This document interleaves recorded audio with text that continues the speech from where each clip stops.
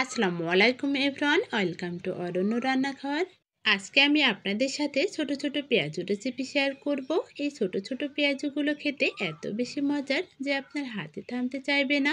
আশা করছি আজকের এই পেঁয়াজু রেসিপিটা আপনাদের কাছে খুবই ভালো লাগবে। ভালো লাগলে অবশ্যই একটি লাইক দিয়ে পেজ ফলো করতে ভুলবেন না। কথা না বাড়িয়ে মূল রেসিপিতে চলে যাচ্ছি। পেঁয়াজু তৈরি করার জন্য আমি এখানে 1 কাপ পরিমাণ পেঁয়াজ কুচি নিয়েছি। স্বাদ অনুযায়ী লবণ দিয়ে দিচ্ছি। লবণটাকে আমাদের পেঁয়াজের সাথে খুব ভালোভাবে মাখিয়ে নিতে হবে। লবণ দিয়ে পেঁয়াজটাকে আমাদের একটু সময় নিয়ে মাখিয়ে নিতে হবে। মাখানোর পর দেখা যাবে পেঁয়াজ থেকে অনেকটা পরিমাণ পানি বের হয়ে এসেছে। এবার আমি এই মাখানো পেঁয়াজটার মধ্যে 1/2 কাপ পরিমাণ বেসন দিয়ে দিচ্ছি। বেসনটা আমি একবারে দেব না, কয়েকটা ধাপে বেসনটা দিয়ে আমি ভালোভাবে পেঁয়াজটাকে মাখিয়ে নেব। পেঁয়াজের স্বাদ বাড়ানোর জন্য আমি এখানে 1/2 চামচ পরিমাণ চাট মশলা দিয়ে দিচ্ছি। 1/2 চামচ পরিমাণ গোটা জিরা দিয়ে দিচ্ছি। গোটা জিরা ব্যবহার করলে পেঁয়াজুতে অন্যরকম একটা টেস্ট পাওয়া যাবে। এবার আমি সবগুলো উপকরণ আবারও কিছুক্ষণ মাখিয়ে নেব। ভালোভাবে বেসনের সাথে পেঁয়াজগুলো মাখিয়ে নিতে হবে। এবার আমি সামান্য পরিমাণ হলুদ গুঁড়া ও ঝালের জন্য কয়েকটা কাঁচামরিচ কুচি দিয়ে দিচ্ছি। আপনারা আপনাদের স্বাদ অনুযায়ী ঝালটাকে কমিয়ে বাড়িয়ে দিতে পারেন। এবার আমাদের সবগুলো উপকরণ আবারও খুব ভালোভাবে মাখিয়ে নিতে হবে। আজকের এই পেঁয়াজুতে আমি কোনো প্রকার পানি ব্যবহার করব না। একটু সময় নিয়ে হাতের সাহায্যে মাখিয়ে নিলেই আমাদের পেঁয়াজুর মিশ্রণটা রেডি হয়ে যাবে। দেখুন আমাদের পেঁয়াজু মিশ্রণটা মাখানো হয়ে এসেছে। এবার আমি অল্প অল্প করে পেঁয়াজু মিশ্রণটা নিয়ে হাতের সাহায্যে তেলের মধ্যে ছেড়ে দেব। এই পেঁয়াজু মিশ্রণটা আমাদের হাতের সাহায্যে কোনো প্রকার শেপ দিতে হবে না। এক পাশ থেকে অল্প অল্প করে নিয়ে তেলের মধ্যে ছেড়ে দিলে আমাদের পেঁয়াজুগুলো তৈরি হয়ে যাবে। দেখুন আমি কড়াইতে যতগুলো পেঁয়াজু ধরেছে ঠিক ততগুলো পেঁয়াজু একে একে দিয়ে দিচ্ছি। আমাদের প্রথম ব্যাচে যতগুলো পেঁয়াজু ধরেছে ঠিক ততগুলো পেঁয়াজু দেওয়া হয়ে আসলে এবার আমাদের চুলোর আঁচটা মিডিয়াম টু লো রাখতে হবে। অল্প আছে একটু সময় নিয়ে উল্টে পাল্টে পেঁয়াজুগুলো লাল লাল করে ভেজে নিতে হবে। এতে করে আমাদের পেঁয়াজুগুলো অনেক বেশি মুচমুচে হবে। পেঁয়াজুগুলো আমরা অল্প আঁচেই ভাজবো। খুব বেশি আছে পেঁয়াজুগুলো ভাজলে উপর থেকে লাল লাল হয়ে যাবে, ভেতর থেকে মুচমুচে হবে না। এতে করে আমাদের পেঁয়াজুগুলো অনেক বেশি নরম হয়ে যাবে, আবার উপর থেকে পুড়ে যাওয়ার সম্ভাবনা থাকতে পারে। এতে করে আমাদের পেঁয়াজুগুলো অনেক বেশি তিতা লাগতে পারে। দেখুন কথা বলতে বলতে আমাদের পেঁয়াজুগুলো ভাজা হয়ে এসেছে। এবার আমি একটা চাকনার সাহায্যে পেঁয়াজুগুলো তেল ঝরিয়ে উঠিয়ে নেব। দেখুন আমি পেঁয়াজুগুলো উঠিয়ে নিচ্ছি। আপনারা নিশ্চয়ই এতক্ষণ বুঝতে পেরেছেন আমাদের পেঁয়াজুগুলো ঠিক কতটা মুচমুচে হয়েছে। আমার প্রথম ব্যাচের পেঁয়াজুগুলো ভাজা হয়ে এসেছে। এবার আমি দ্বিতীয় ব্যাচের পেঁয়াজুগুলো ভেজে নেব। আমি আবারও কড়াইতে অল্প অল্প করে পেঁয়াজু মিশ্রণটা দিয়ে দিচ্ছি। আমি একটা কড়াইতে গাদাগাদি করে যতগুলো পেঁয়াজু ধরেছে ঠিক ততগুলো পেঁয়াজু দিয়ে দিচ্ছি। এতে করে আমাদের পেঁয়াজু ভাজার সময় কোনো প্রকার সমস্যা হবে না, আবার পেঁয়াজু ভাজতে খুব বেশি তেলের প্রয়োজন হয় না। ঘরে থাকা সামান্য কিছু উপকরণে খুবই অল্প সময়ে পেঁয়াজুগুলো তৈরি করে নেওয়া যায়। অল্প সময়ে পেঁয়াজুগুলো তৈরি করে নেওয়া গেলেও এগুলো খেতে অসম্ভব মজার হয়ে থাকে।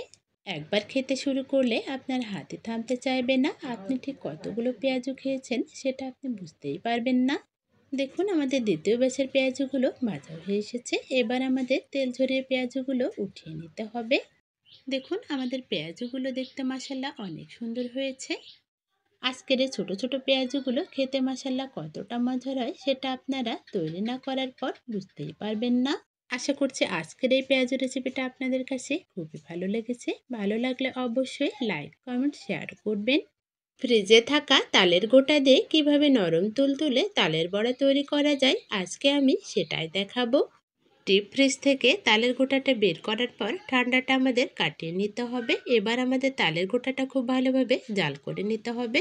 আমি এখানে লবণ ও নারকেল কোড়া দিয়ে তালের গোটাটা খুব ভালোভাবে জাল করে নিচ্ছি, যাতে করে তালের গোটার মধ্যে কোনো প্রকার পানি না থাকে।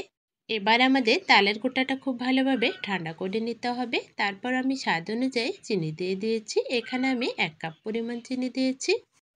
আপনাদের স্বাদ অনুযায়ী চিনিটা বাড়িয়ে কমিয়ে নিতে পারেন। চিনিটা দেওয়ার পর এবার আমাদের তালের গোটার সাথে চিনিটাকে খুব ভালোভাবে মিশিয়ে নিতে হবে।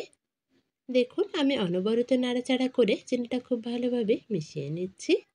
চিনিটা গলে যাওয়ার পর অল্প অল্প করে চালের গুঁড়া দিয়ে খুব ভালোভাবে মাখিয়ে একটা পিঠার জন্য ডো তৈরি করে নিতে হবে। একবারে খুব বেশি গুঁড়ো দেব না, আমরা এখানে অল্প অল্প করে গুঁড়ো দিয়ে আটাটাকে খুব ভালোভাবে মাখিয়ে নেব। দেখুন আমি অল্প অল্প করে গুঁড়ো দিয়ে আটাটাকে খুব ভালোভাবে মাখিয়ে নিচ্ছি। অনবরত নাড়াচাড়া করে আটাটাকে আমাদের খুব ভালোভাবে মাখিয়ে নিতে হবে। পিঠার আটাটাকে আমরা কিছুক্ষণ ফেটিয়ে নেব। একটু সময় ধরে আটাটাকে ফেটিয়ে নিলে আমাদের পিঠাগুলো অনেক বেশি নরম তুলতুলে ও ফুলকো হবে। আপনারাও চেষ্টা করবেন পিঠার আটাটাকে একটু সময় নিয়ে ফেটিয়ে নেওয়ার। পিঠার আটাটা আমাদের মাখা হয়ে এসেছে। এবার আমি আটার উপরে কয়েকটা বড়ি দিয়ে দেখাচ্ছি। দেখুন আমাদের বড়িগুলো কিন্তু মিশে যাচ্ছে না। এ থেকে বোঝা যাচ্ছে আমাদের পিঠার আটাটা একদম পারফেক্ট আছে। এখন আমি একটা কড়াইতে পর্যাপ্ত পরিমাণ তেল দিয়ে দিয়েছি। এখানে আমি সাদা তেলটা ব্যবহার করেছি। তেলটা খুব ভালোভাবে গরম হয়ে আসলে আমি মিডিয়াম সাইজের কয়েকটা বড়ি দিয়ে দিচ্ছি। দেখুন আমি হাতের সাহায্যে কিভাবে বড়িগুলো দিয়ে নিচ্ছি। আপনারা দেখলেই বুঝতে পারবেন আমি বড়িগুলো পর্যায়ক্রমে কিভাবে চারপাশে ছড়িয়ে দিলাম। এবার আমাদের কিছুক্ষণ বড়ির এক পাশটা ভেজে নিতে হবে। এক পাশ ভাজা হয়ে আসলে আমরা বড়িগুলো আস্তে আস্তে উল্টিয়ে দেব। দেখুন আমি একটা খুন্তির সাহায্যে খুব ভালোভাবে বড়িগুলো উল্টিয়ে দিচ্ছি। এই কাজটা আমাদের একটু সাবধানে করতে হবে, খেয়াল রাখতে হবে বড়িগুলো যাতে ভেঙে না যায়। দেখুন আমার একে একে সবগুলো বড়ি উল্টানো হয়ে এসেছে। বড়িগুলো উল্টানো হয়ে আসলে অপর পাটটা আবারও কিছুক্ষণ ভেজে নিতে হবে। এভাবে নেড়ে চেড়ে লাল লাল করে বড়িগুলো আমরা ভেজে নেব। দেখুন আমাদের বড়িগুলো প্রায় ভাজা হয়ে এসেছে। এবার আমরা তেল ঝরিয়ে বড়িগুলো উঠিয়ে নেব। আমি একটা ছাঁকনার সাহায্যে বড়িগুলো উঠিয়ে নিচ্ছি। দেখুন আমাদের বড়িগুলো মাশাআল্লাহ অনেক সুন্দর দেখাচ্ছে। পর্যায়ক্রমে আমরা সবগুলো বড়ি ভেজে নেব। দেখুন আমি আবারও কড়াইতে কয়েকটা বড়ি দিয়ে দিচ্ছি। তালের সিজনে আমরা অনেকেই ডিপ ফ্রিজে তালের গোটা সংরক্ষণ করি। পরবর্তীতে পিঠা তৈরি করতে গেলে পিঠাগুলো আমাদের অনেক বেশি শক্ত হয়। এর কারণে আমরা অনেকেই পিঠাগুলো তৈরি করতে চাই না। আপনারাও যদি আমার মতো তালের বড়া তৈরি করার সময় তালের গোটাটা ডিপ ফ্রিজ থেকে বের করার পর অনেক বেশি জাল করে নেন, জাল করে পানিগুলো শুকিয়ে নেন, তাহলে কিন্তু আর তালের বড়াগুলো শক্ত হবে না। আর অবশ্যই বড়া তৈরি করার জন্য যে আটাটা মাখবেন সেটা অনেকটা সময় ধরে মাখিয়ে নেওয়ার চেষ্টা করবেন। কথা বলতে বলতে আমাদের বড়াগুলো ভাজা হয়ে এসেছে। এবার আমাদের নেড়েচেড়ে বড়াগুলো তেল ঝরিয়ে উঠিয়ে নিতে হবে। দেখুন আমি আবার বড়াগুলো উঠিয়ে নিচ্ছি। এভাবে আমরা সবগুলো বড়া একে একে তৈরি করে নেব। আমি একে একে সবগুলো তালের বড়া তৈরি করে নিয়েছি। এবার আমি আপনাদের সাথে বড়াগুলো শেয়ার করব।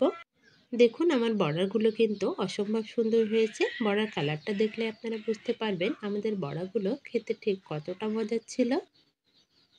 আমাদের বড়াগুলো কিন্তু অসম্ভব নরম তুলতুলে হয়েছে। একটা ভেঙে আপনাদের সাথে শেয়ার করছি। দেখুন আপনারা দেখলেই বুঝতে পারবেন আমাদের বড়াগুলো ঠিক কতটা নরম হয়েছে।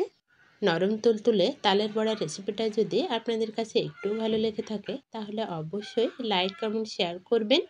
ইউটিউব থেকে দেখে থাকলে অবশ্যই আমার চ্যানেলটি সাবস্ক্রাইব করবেন, বেল বাটনটি অন করে রাখবেন।